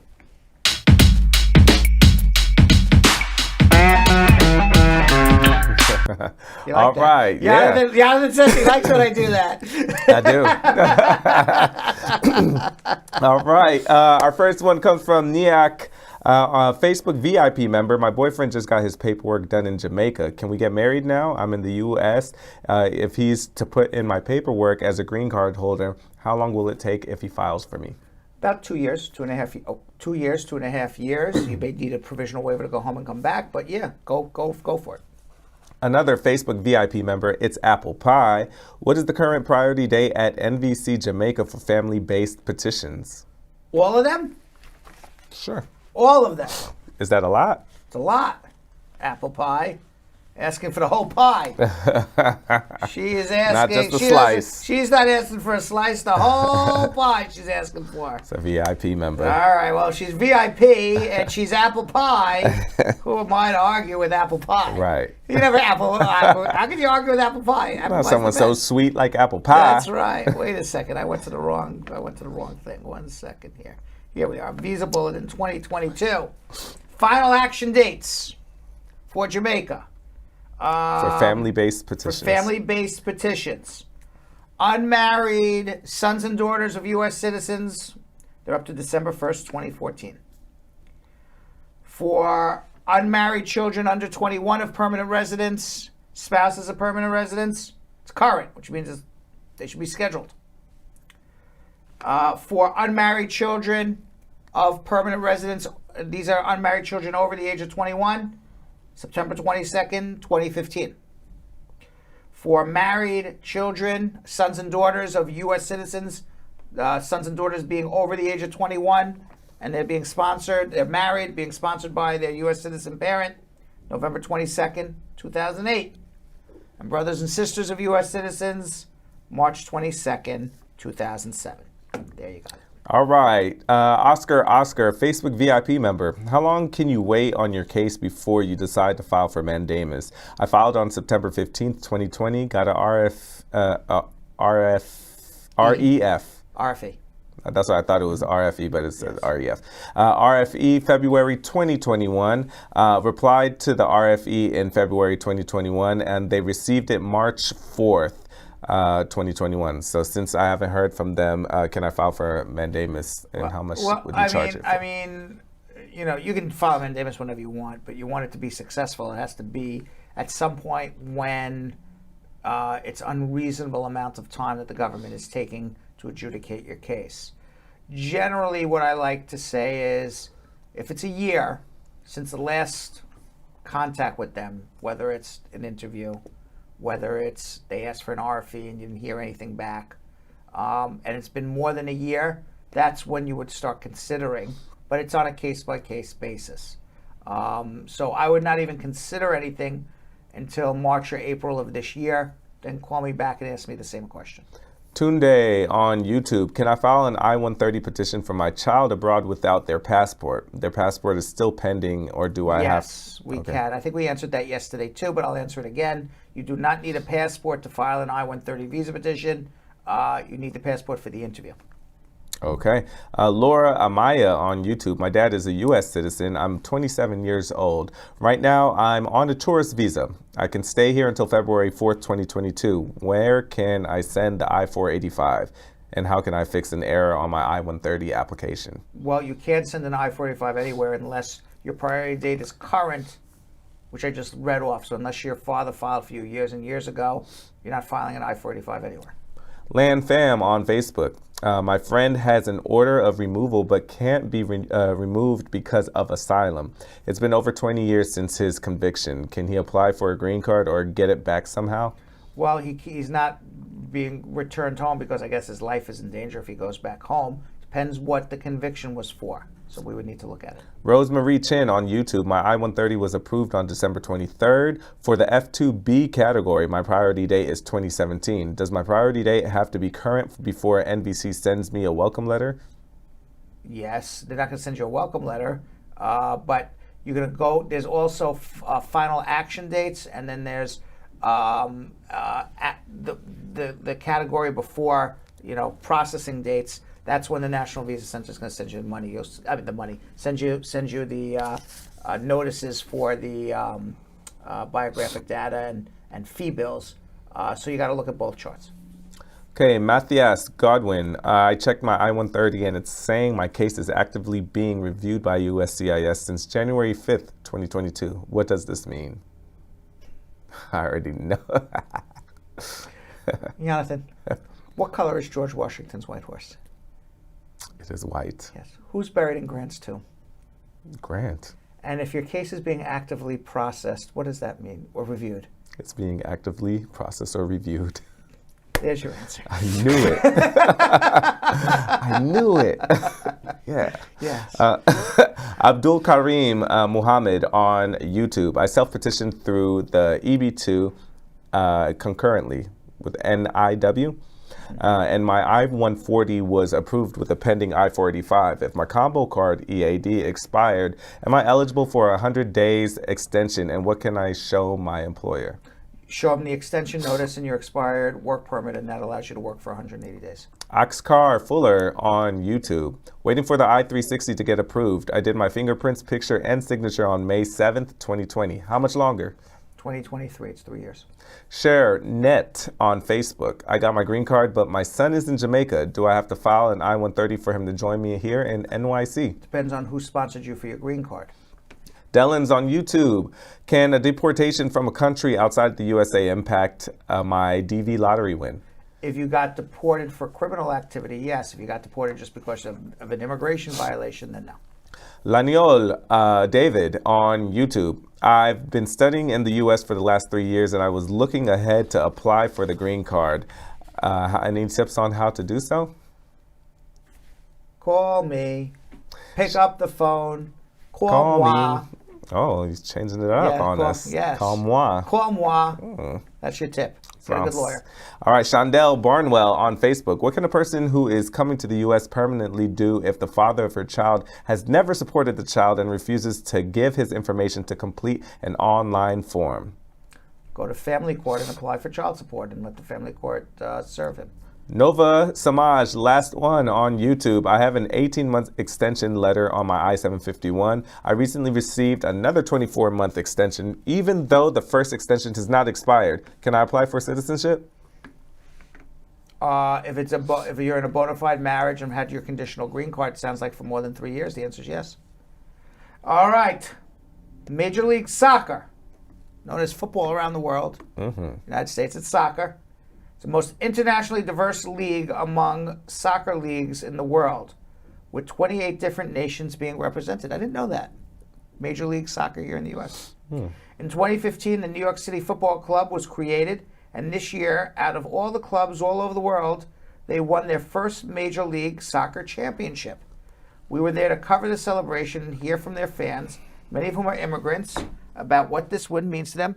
I believe the New York Soccer, they play at, I want to say they play up in the Bronx. I went to a game. Did I go to the game at Yankee Stadium, maybe? I don't remember. I went to a game a couple of years ago.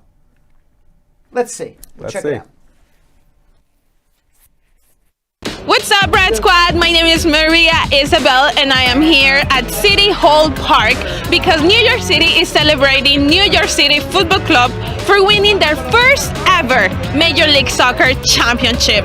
On December 11, 2021, New York City Football Club faced Portland Timbers in Oregon.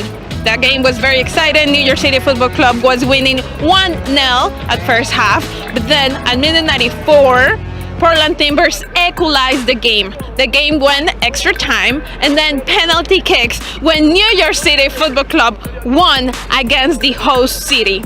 Mayor de Blasio congratulated the team, saying this is a historic win for NYCFC and for New York City.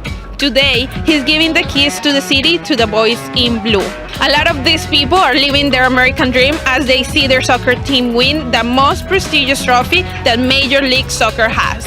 With New York City being one of the most diverse cities in the world, soccer brings some sense of belonging to all the immigrants who live here in the United States. Come with me as we celebrate with them this victory.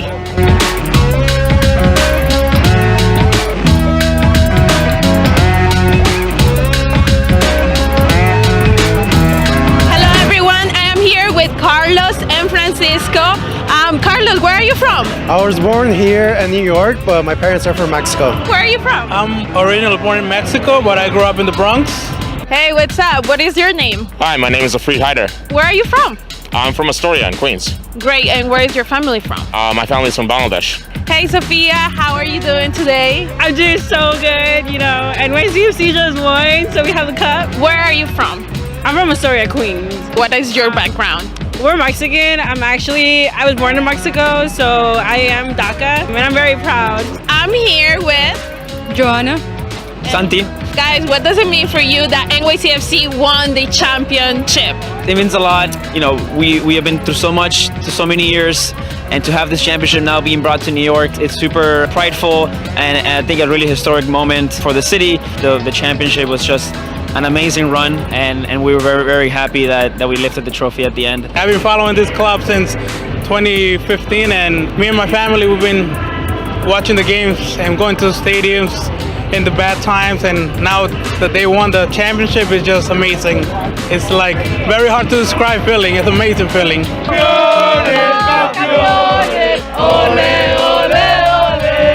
President Joe Biden also congratulated the team via Twitter, saying, "Congratulations to NYCFC for winning the MLS Cup.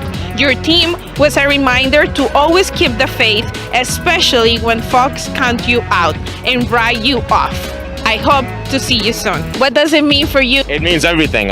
This process feels like from the moment the club was founded in 2015 till now, it's just been heartache from the playoffs until now, and then finally this year it feels like they finally closed the deal and like we got a cup now, you know, so we're champions now. Well, it's exciting, especially because like I've been following them since 2014. I know they were like 2013. I'm a New Yorker. I've been here for 17 years, 22. So I'm very proud of my city. It's overwhelmingly like very exciting to be part of it, you know. I actually got to see NYCFC play with Pumas, and that was very good because like I was able to have like my Mexican side and my New York City side to it. So who you were rooting for in that game? It was very hard, but I gotta say NYCFC because I'm a New Yorker now, so yeah.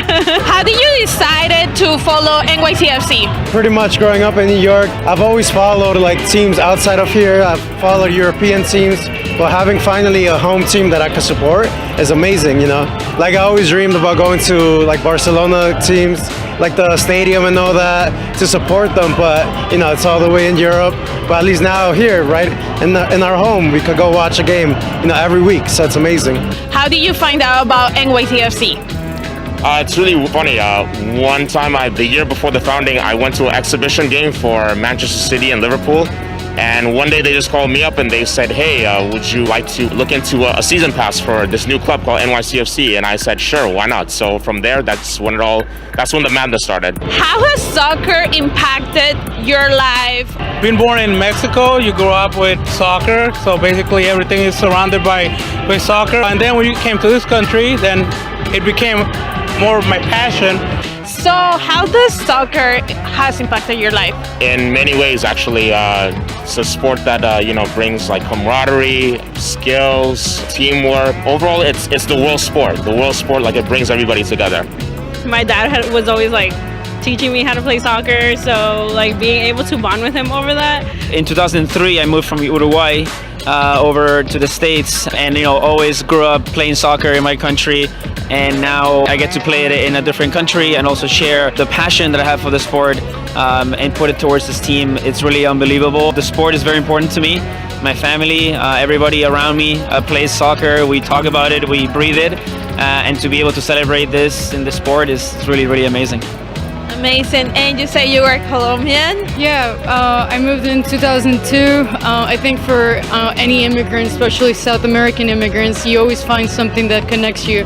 And for us, football has always been that. Seeing NYCFC from the beginning, it's unbelievable. It truly is. We're champions. It's the one team that matters. New York is blue. New York is blue, baby. Let's go. Let's get it again. 2022. Campeones, campeones. Ole, ole. ¿Quién son los Red Bulls? We did it! New York is forever blue! This win is a win for the city, for the fans, for the immigrants, as New York City is contestant to host the World Cup 2026. I am Maria Isabel from City Hall Park, and this is Brad Show Live. Good All job. right. Good job, Maria Isabel. Her first time out. I like that. Maria. Yeah. Whoa. Lights out almost. What happened? It was a flash. Maria did so well. We're back. All right. Why do I keep calling? What is the speed name round? Is this? I have a question. It's a speed round. Is this speed round or is this called social media speed round? It's speed round.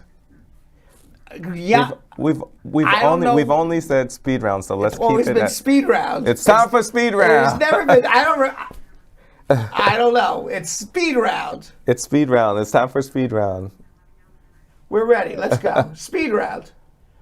No long answers, Brad. No long answers. Speed round.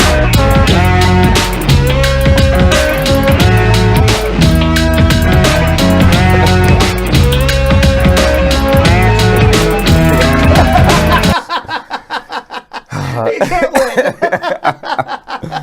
All right, so you gotta let me know when to go. Right. After how many months will NVC check my submitted documents? I have no idea. Can I travel from the Caribbean on my visa if I'm waiting on an interview and medical date? You can, but they may stop you at the airport. How long after getting married can someone file for their kids? The next day. How long after arriving in the U.S. can I file a change of status? After 90 days. If I get divorced this month and married next month in Africa, will I be able to file for my new wife? Yes. How long after submitting my documents to the NVC will I get an appointment date? We asked that. I said I still don't know. When can I apply for the N400 while waiting for my 10-year green card interview? After 3 years of having a conditional green card in a joint, in a bona fide marriage. Can I stay outside the U.S. without losing my conditional green card while working remotely? No. If a spouse withdraws from her husband's I-751, can he file for U.S. citizenship? Yes, after 5 years. Woo! Yeah. Oh. And give me the thumbs up. Man, yeah, Jenny from the cubicle, give me the thumbs up. Woo! That was good. I like that little. Whoa. Yeah. Wow. That was good. I feel like my mouth is just. The NBC, how do I know when they're going to call you? It depends on what your case is and what country you're from. I don't know if you're in F1, F2, employment-based. They try to get us with that one. Could be 100 different cases in 100 different countries you're from. Yeah. I don't know what your priority date is. All right. Let's just comments of the day, because my head, I feel like my mouth is moving so fast. All right, everybody. Our first comment of the day comes from Elizabeth Francis saying, "Squad up, family. Happy New Year. I'm riding high. This is my best New Year's gift as I wasn't here yesterday." Oh, welcome back. Wow. I'm glad we bring you that much joy. Thank you. I love that. Yeah. And our second comment of the day, of course, Jessica Lee, Joel Davis. The word of the day, class act. Yes. Yes. And what? A lot of class Every acts. single person that we had talked about, we said class act. Yes, that is very true. Third comment of the day comes from Share saying, "Good night, squad. Thanks for your advice. You're doing an amazing job," and gives advice that is super valuable. Oh, thank you. Yes. Thank you. And our last comment of the day, 29 Super C congratulating us, saying, "Congratulations on NYC winning the MLS." All right, congratulations. Yes, congratulations. Right, we had nothing to do with it, but we'll accept the congratulations on behalf of NYC Football Club. All right, Yo-Yo. You know what tomorrow is? Oh, Lord. It's one of those. You know, what's the emoji with? I wasn't gonna say the zucchini. The emoji with the monkey. Yeah, the monkey with that. Yeah. That's what every day. Mine is gonna be this too. Every day when I get the hump day cards, I'm like, oh no, Lord. Lord. All right, we'll see you all tomorrow. Thanks for watching. So, Sam, as part of the production, we have to say this disclaimer at the end of the show. Do you mind reading it for me? Okay, but you know, Brad, I have to do everything around here. Forget it. I'll do it. The proceeding was information only and not specific legal advice. Consult an attorney about your individual situation. Prior successful results do not guarantee a similar outcome in the future. To make an appointment with the Spar and Bernstein law firm located at 225 Broadway in New York City, call 1-800-529-5465. That's 1-800-529-5465. Easy to remember, 1-800-LAWLINK. That's 1-800 LAWLINK. Once again, make a call to 1-800-529-5465. And of course, link up with the law offices of Spar and Bernstein, located at 225 Broadway on the 5th floor. If I were you out there, make the call, make the link, make the connection, make it Spar and Bernstein. 1-800-LAWLINK. That's 1-800-529-5465. And now, conveniently located in Hartford, Connecticut on 1 Congress Street. Visit us in Connecticut or in New York at 225 Broadway. That's 1-800-529-5465. 1-800-LAW-LINK. 1-800-529-5465.